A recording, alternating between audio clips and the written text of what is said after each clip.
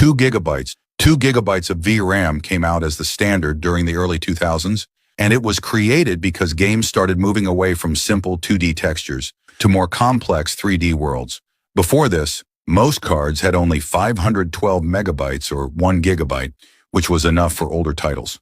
But as games like Battlefield 3 or GTA 5 arrived, 1 gigabyte was just too small.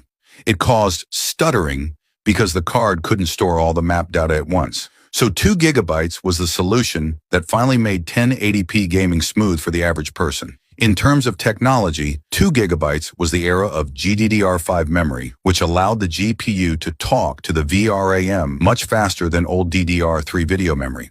However, 2 gigabytes also came with a problem. As Windows 10 became common, the OS itself started taking up a portion of that VRAM just to run the desktop.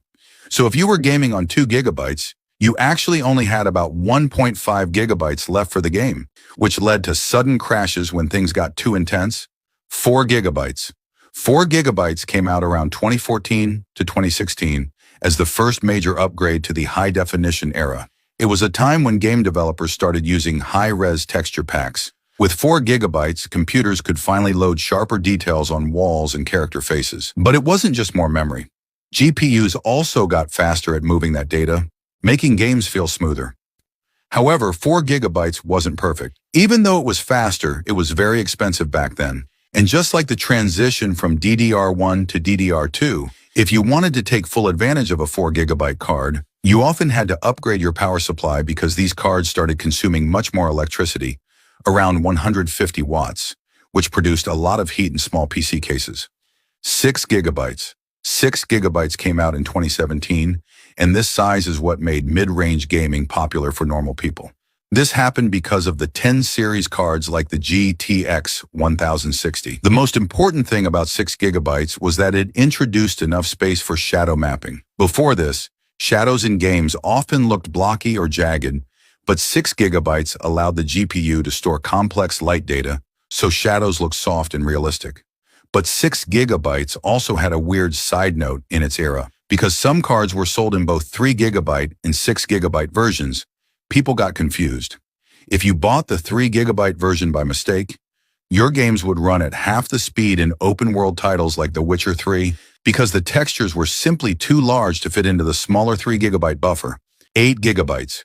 8 gigabytes came out around 2019 and became the standard for modern computers. It supports much larger texture sizes and made 1440p gaming possible.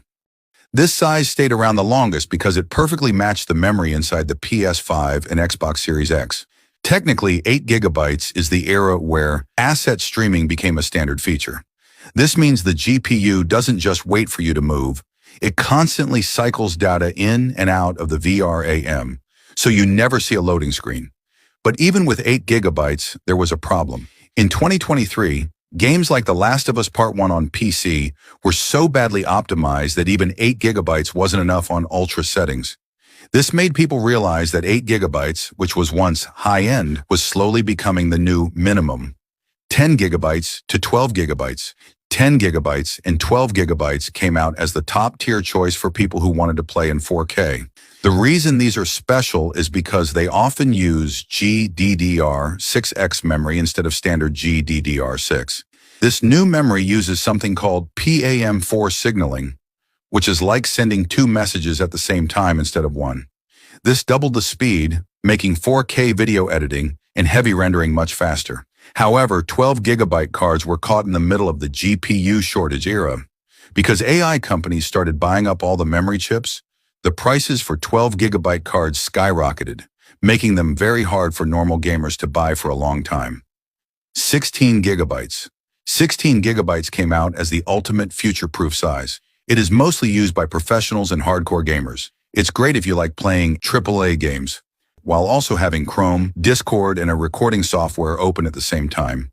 A major technical feature of 16 gigabytes is that it allows for AI frame generation to work perfectly. This tech needs extra VRAM to draw an entire fake frame between 2 real frames to make the game look twice as smooth. 24 gigabytes plus. 24 gigabytes is currently the king of VRAM, found on flagship cards like the 4090. It is built for 8K gaming and heavy-duty 3D workloads. Another thing that makes 24 gigabytes special is its role in the AI revolution. Large language models, like the ones used for AI chatbots, are massive files. To run them on your own computer, the entire brain of the AI must fit inside the 24 gigabytes of VRAM. If you have only 8 gigabytes or 12 gigabytes, the AI will be incredibly slow or won't work at all. For most people, 24 gigabytes is overkill, but for tech enthusiasts and AI researchers, it's a necessity. Anyway, I also made some other cool videos, so don't forget to watch them later, okay?